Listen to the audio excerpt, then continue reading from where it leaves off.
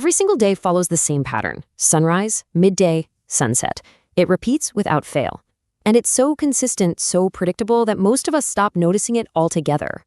But that kind of consistency suggests order, purpose, design.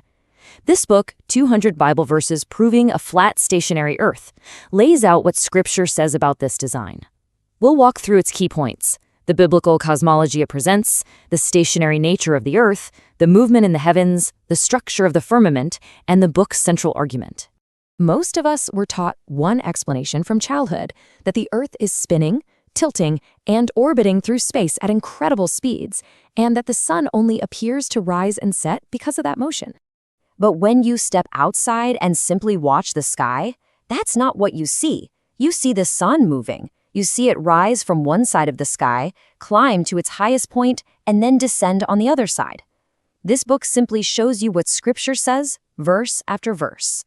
The introduction explains its purpose clearly: to take you on a journey through the sacred scriptures, uncovering the many verses that described this specific model of creation.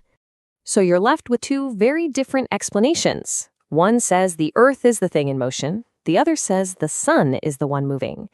Let's begin with the first pillar of the biblical description this book presents: the foundation of a fixed and immovable earth. This book builds its case by organizing scripture into clear themes.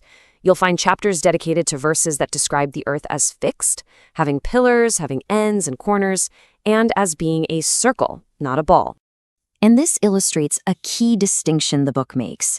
It carefully analyzes the biblical term for circle, arguing that it is distinct from our modern word for a ball or sphere. For example, a verse like Psalm 93:1 is presented as a direct, literal statement. When it says, "The world is established, that it cannot be moved," this is shown as clear scriptural evidence for the Earth's complete immobility. So, if the Earth is stationary, then what is causing the daily cycle we see? This brings us to the book's next section, which explores the scriptural description of a geocentric system, where the heavens are in motion above us. The book dedicates several chapters to this idea, presenting verses which state that it is the sun that moves, not the Earth. It shows scriptural accounts where the sun can stop moving and even move backwards, and that the moon is described as having its own light. Passages like Ecclesiastes 1:5 are highlighted as straightforward descriptions of the sun's daily journey. The book collects verses like this, so you can compare the biblical account with your own daily observations. Building on a stationary earth and moving heavens, the book then outlines the very structure of the cosmos, focusing on the biblical concept of the firmament.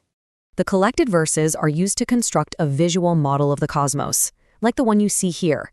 It depicts an enclosed system with a solid dome overhead, which separates the waters above from the earth below.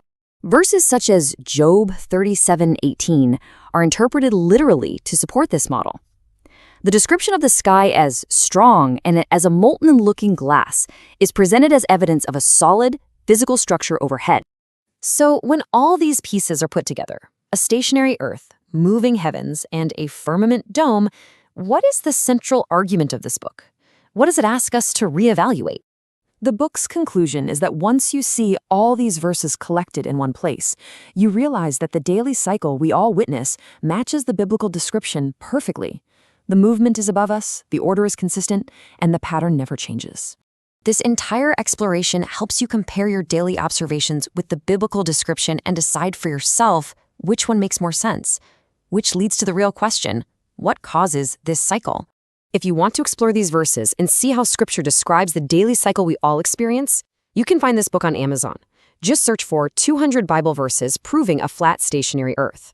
Read the verses, watch the sky, notice the order.